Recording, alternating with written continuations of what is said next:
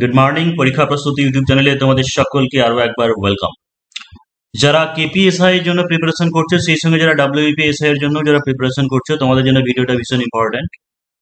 KPSI যারা নতুন ব্যাচে জয়েন হতে চাইছে, অর্থাৎ কেপিএসআই ফিলি পরীক্ষা যেটা হয়ে গেছে সেটার জন্য স্পেশালি মেন কোর্সের জন্য যারা যুক্ত হতে চাইছো, সেটার জন্য নতুন ব্যাচ কিছুদিনের মধ্যে, অর্থাৎ মোটামুটি 20-22 মের মধ্যে স্টার্ট হচ্ছে। কারণ অনেক ক্যান্ডিডেটই তোমরা কন্ট্যাক্ট করেছো যে নতুন ব্যাচে জয়েন হওয়ার জন্য।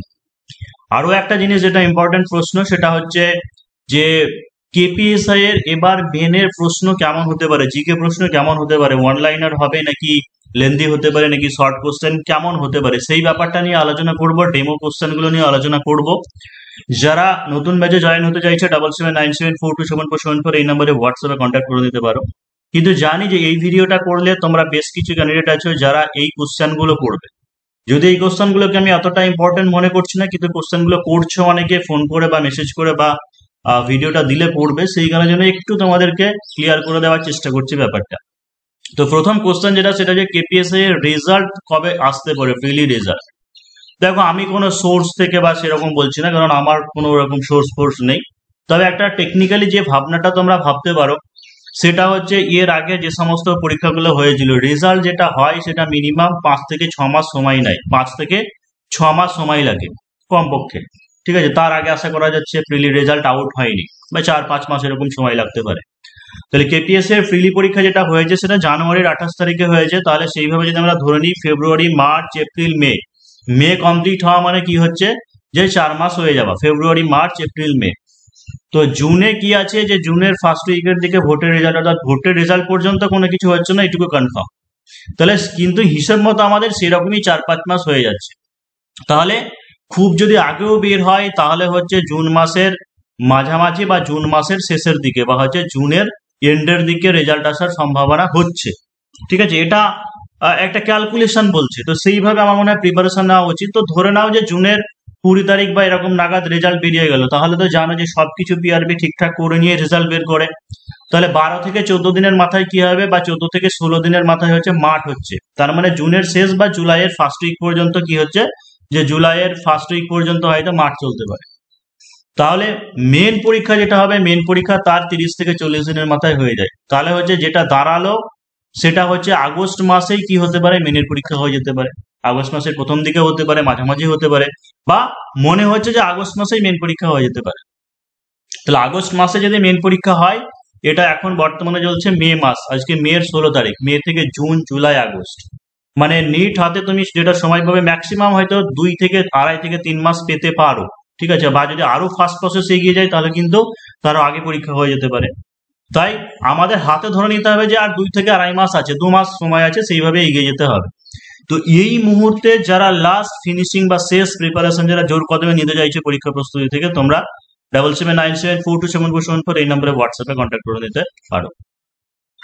এবার দেখো, জিকে প্রশ্ন নিয়ে যেটা আলোচনা করব, এটা কোথাও লেখা নেই, নোটিফিকেশনে কোনো জায়গাতে বলা নেই সিলেবাস সম্পর্কে। যেমন একটা এসএসসি বা ওই সমস্ত পরীক্ষার ক্ষেত্রে একটা সিলেবাস নির্দিষ্ট করে দেওয়া থাকে হয়তো, এখানে কোনো সিলেবাসের নির্দিষ্ট কোনো গণ্ডি নেই বা সীমানা নেই। যে কোনো জায়গা থেকে জিকে প্রশ্ন হতে পারে। এমনকি কোশ্চেনের প্যাটার্ন সম্পর্কে বলা নেই। যেমন আগে 10 নম্বরে থাকতো, মাঝে হয়তো একটু কেটে কেটে থাকতো, 5+5 বা 10টা 1 নম্বরের পয়েন্ট থাকতো। যেমন লাস্ট এখন লেটেস্ট যেটা প্যাটার্ন হয়েছে সেটা হচ্ছে 2 নম্বর, অর্থাৎ একটাই বাক্যে, একটা বাক্য হোক বা একটা শব্দে আনসার লিখতে হবে, তবুও 2 নম্বর।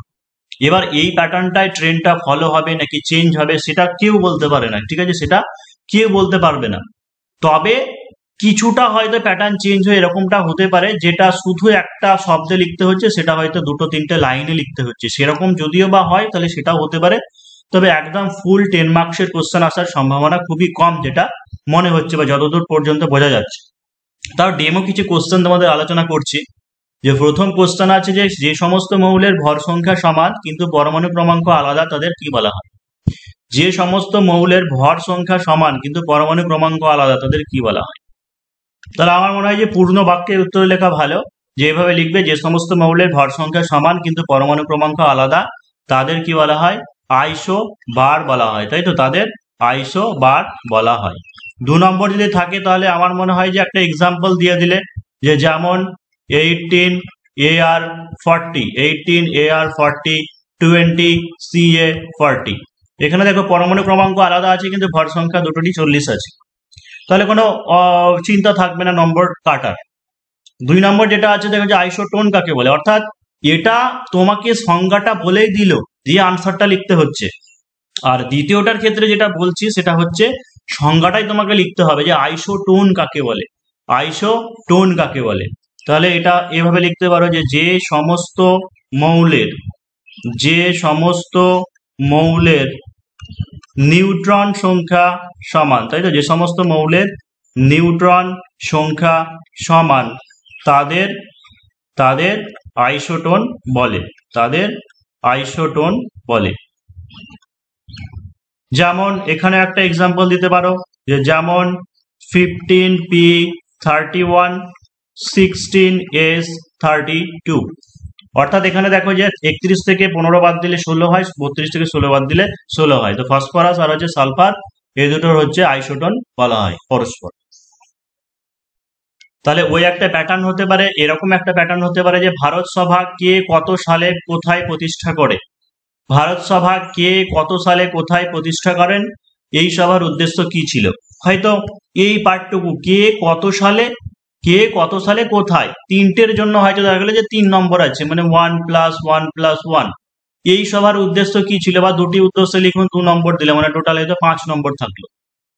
তাহলে কিভাবে কতটুকু লিখতে হবে, তাহলে কে, তাই তো, তাহলে প্রথমে হচ্ছে সুরেন্দ্রনাথ বন্দ্যোপাধ্যায়, সুরেন্দ্রনাথ কে উত্তর হয়ে গেল যে সুরেন্দ্রনাথ বন্দ্যোপাধ্যায় কত সালে, 1876 সালে, 1876 সালে কোথায়, কলকাতার এলবার্ট হলে, কলকাতার এলবার্ট হলে ভারত সভা প্রতিষ্ঠা করেন, ভারত সভা প্রতিষ্ঠা করেন। 3 নম্বরের উত্তর হয়ে গেল। পরেরটা দেওয়া আছে ভারত সভার উদ্দেশ্য কি ছিল, এই সভার উদ্দেশ্য কি ছিল। তাহলে ভারত সভা যেটা প্রতিষ্ঠা করা হয়েছিল, বা বলতে পারো যে 1885 সালে যে তোমার জাতীয় কংগ্রেস প্রতিষ্ঠা হয়েছিল, তার আগে যদি কোনো রাজনৈতিক সংগঠন থেকে থাকে সেটা হচ্ছিল ভারত সভা।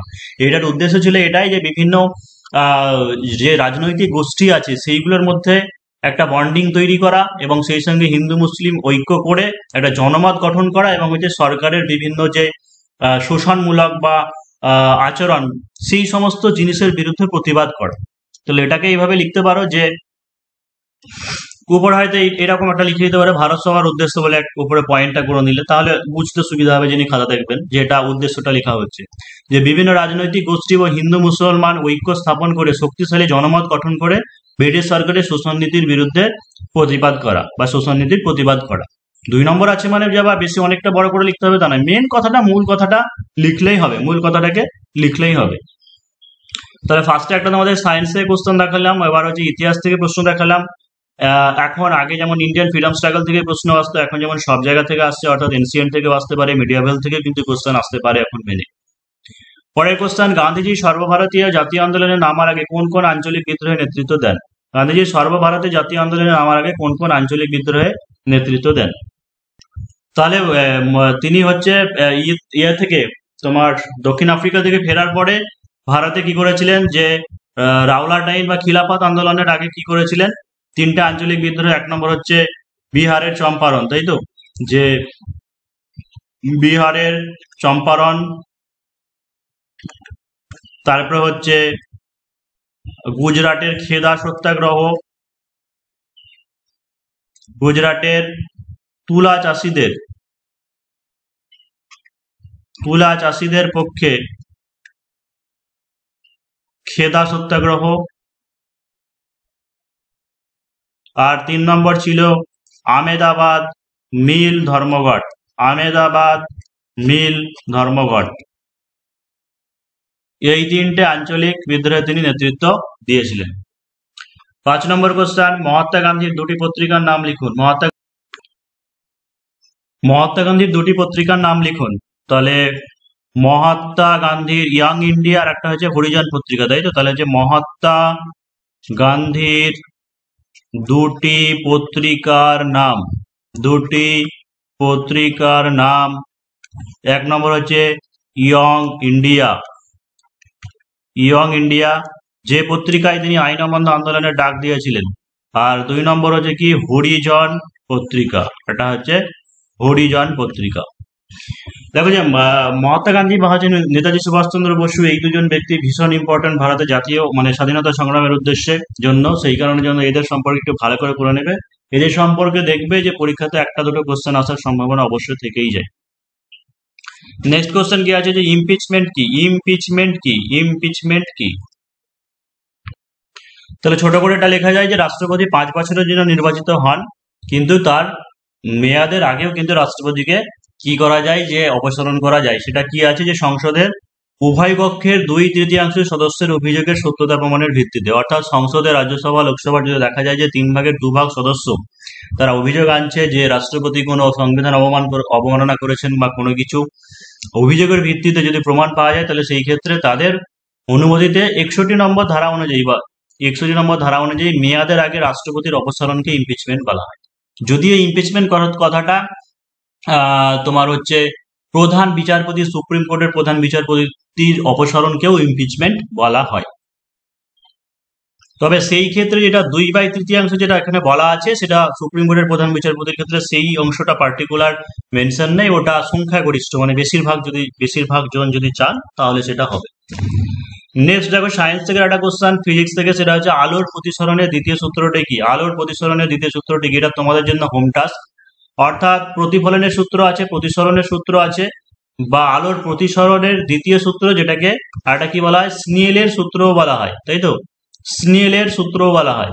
মানে যেটা হচ্ছে সাইন আই বাই সাইন আর, আপতন কোণের সাইন এবং হচ্ছে প্রতিসরণ কোণের সাইনের অনুপাত কি হয়, ধ্রুবক হয়, যেটাকে মিউ বলা হয় বা হচ্ছে প্রতিসরাঙ্ক বলা হয়। এটা তোমাদের জন্য বাড়ির কাজ, এটা তোমরা তৈরি করবে। নেক্সট স্ট্যাটিক জিকে থেকে একটা প্রশ্ন, সেটা হচ্ছে আর্জেন্টিনার রাজধানী ও মুদ্রার নাম কি। এটা একটা স্ট্যাটিক জিকে থেকে প্রশ্ন। তো আর্জেন্টিনার রাজধানীর নাম কি, বুয়েনস এয়ার্স, তাই তো। তাহলে লেখো যে আর্জেন্টিনার রাজধানী বুয়েনস এয়ার্স, আর মুদ্রার নাম পেসো, মুদ্রার নাম পেসো। হয়ে গেল। পরে কোশ্চেন, সোডিয়াম কার্বনেটের সংকেত লিখুন এবং হচ্ছে সিলিকনের যোজ্যতা কত। সোডিয়াম, এখন যেমন সায়েন্স পার্ট থেকে এগুলো বেশ ভালোই কোশ্চেন আসছে। তো সোডিয়াম কার্বনেটের সংকেত কি, সোডিয়াম কার্বনেটের সংকেত Na2CO3, তাই তো, Na2CO3। কেন হয় একটু ছোট্ট করে বলে দিই, কারণ সোডিয়ামের যোজ্যতা হচ্ছে 1 আর কার্বনেট একটা মূলক, এটা হচ্ছে CO3 2-, অর্থাৎ কার্বনেটের যোজ্যতা যেটা সেটা হচ্ছে 2। তো কোন একটি মৌলের অন্য মৌলের সঙ্গে যুক্ত হওয়ার ক্ষমতাকে যোজ্যতা বলা হয়। সেই জন্য কার্বনেটের যে যোজ্যতা 2 সেটা N এর সাথে লেগে গেল, তাই Na2CO3। সিলিকনের যোজ্যতা কত, সিলিকনের যোজ্যতা হচ্ছে 4। কেন, তার কারণটা হচ্ছে সিলিকনের যেটা পরমাণু ক্রমাঙ্ক সেটা হচ্ছে 14। তো আমাদের ইলেকট্রন বিন্যাসটা কি হয় জানি, প্রথম কক্ষে 2টি থাকে, শেষ কক্ষে 8টা থাকে, ঠিক তারপরে কক্ষে তাহলে কটা থাকবে, 4টি থাকবে, এবং শেষে যেটা আছে সেটাই হচ্ছে তার যোজ্যতা হয়, শেষে যতগুলি ইলেকট্রন থাকে। তো সিলিকনের শেষে 4 আছে, অর্থাৎ 4 হচ্ছে সিলিকনের যোজ্যতা। নেক্সট কোশ্চেন, আর্টিফিশিয়াল ইন্টেলিজেন্স বা রোবোটিক ব্যবহারের দুটি ভালো দিক ও খারাপ দিক। ধরো যদি বড় প্রশ্ন দেয়, আরো বড় দিতে পারে, এটা 10 নম্বরে নিয়ে দিতে পারে, বা হয়তো 5 নম্বরে থাকতে পারে। তো এইগুলো নিয়ে আলোচনা করতে হবে বা করে রাখতে হবে হাত বলে। তারপরে কোশ্চেন হচ্ছে 10 নম্বরে যদি এরকম আসে যে ভারতের স্বাধীনতা সংগ্রামে মহাত্মা গান্ধীর অবদান আলোচনা করুন, এই সমস্ত জিনিসগুলো করে রাখা ভালো আপকামিং পরীক্ষাতে যদি প্যাটার্ন চেঞ্জ হয় বা বড় প্রশ্ন দেয়। যদিও সম্ভাবনা খুবই কম, তবে একটা জিনিস মনে রাখো যে বড় প্রশ্ন তুমি যদি করে রাখো তাহলে তো তোমাকে ধোকা দেবে না, কারণ বড়গুলো করে রাখলে পরে কি ছোট ইনফরমেশন জানা থাকবে, ছোট প্রশ্নের উত্তরগুলো করতেও সুবিধা হবে। তো এই প্রশ্নগুলো তোমরা যদি চাও যে কেমন ভাবে কি কতটুকু লিখতে হবে, তাহলে সেই ক্ষেত্রে তোমাদের যদি প্রচুর রেসপন্স পায় তাহলে অবশ্যই দেখাবো। এর আগে তোমাদেরকে বারবার একটা জিনিসই বলেছি, অনেকে যারা বলো যে ভিডিও দেওয়ার জন্য প্রতিদিন। তো একটা জিনিস দেখতেই পাও বা এই ভিডিওটাতেও দেখতে পাবে যে ডেসক্রিপটিভের ভিউজ হয় না, ঠিক আছে। একটা ভিডিওতে খাটা মানে এর পিছনে 2-3 ঘন্টা সময় নষ্ট আছে। আর তাছাড়া যেহেতু পেড কোর্স করা, সেই কারণে জন্য সমস্ত ক্লাস কোর্স দেওয়া সম্ভব নয়। তো যারা পরীক্ষা প্রস্তুতিতে যারা জয়েন হতে চাও, মানে জয়েন হয়ে গেলে এই সমস্ত ক্লাস নোট সবকিছু তোমরা পেয়ে যাবে। তো যারা কেপিএসআই মেন স্পেশাল, অর্থাৎ কেপিএসআই মেন স্পেশাল যারা সিওর পরীক্ষায় পাস করে যাচ্ছ, তোমরা জয়েন হতে পারো। আর যারা ডব্লিউবিপিএসআই এর জন্য আপকামিং এর জন্য প্রিপারেশন নিচ্ছ, তোমরা অবশ্যই জয়েন হতে পারো। দুটোর জন্য ব্যাচ অবশ্যই আলাদা আলাদা, দুটো একই সঙ্গে নয়, দুটোর ব্যাচ আলাদা আলাদা ভাবে করানো হয়। আর একটা কথা যেটা স্কিপ করে গেছিলাম, কাট অফ এর ব্যাপার। নিশ্চয়ই এটা নিয়ে এখনো সবাই বলবে কাট অফ কত যেতে পারে। তো এই নিয়ে অনেকবার বলা হয়েছে, অন্তত পক্ষে 2বার তো ভিডিও করাই হয়েছে। তো আবার এখন একই জিনিস নিয়ে করতে ভালো লাগে না। তবে কাট অফ প্রেডিক্ট করা খুবই মুশকিল, কারণ যেভাবে যা থাক এগুলো আর বললাম না। তবে মোটামুটি ভাবে এক্সপেক্ট করতে পারে, একটা হিন্টস দিতে পারি যে প্রিভিয়াস ইয়ারে যে কাট অফ হয়েছিল, সেখান থেকে আশা করা যাচ্ছে ক্রস করে যাওয়ার সম্ভাবনা কম। কারণ প্রিভিয়াস ইয়ারের তুলনায় এবারে কোশ্চেন পেপার অনেকটাই স্ট্যান্ডার্ড ছিল, যেমন দিন দিন কম্পিটিশন বাড়ছে সেরকম স্ট্যান্ডার্ডও ছিল। তো বোঝা যাচ্ছে না, তবে এরকমই ধরে রাখতে পারে যে 140-45 এরকম একটা হতে পারে ইউআর ক্যান্ডিডেট, সেইভাবে প্রিপারেশন নেওয়া উচিত। বা আর একটা জিনিসও যে এবার ধরো কথাতেই বললাম যে কাট অফ হলো না বা কেউ পাস করতে পারলেন না, কিন্তু সামনে তো ডব্লিউবিপিএসআই আছে।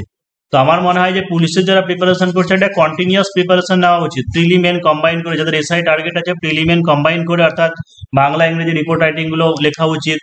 ম্যাথ জিকে রিজনিং তো প্রিলি মেন প্রায় এখন অনেকটা একই রকম। এমনটা তো না যে প্রিলির জন্য পড়লে মেনে লাগবে না বা মেনের জন্য পড়লে প্রিলিতে কাজে লাগবে না, সেরকম নয়। এক্সট্রা যেটা পড়তে হচ্ছে সেটা বাংলা ইংরেজি রিপোর্ট রাইটিং পেসিএসএ, সেগুলো হচ্ছে এক্সট্রা। তো এসআই টার্গেট থাকলে এগুলো তো প্রথম থেকে প্রিপারেশন নেওয়াই উচিত।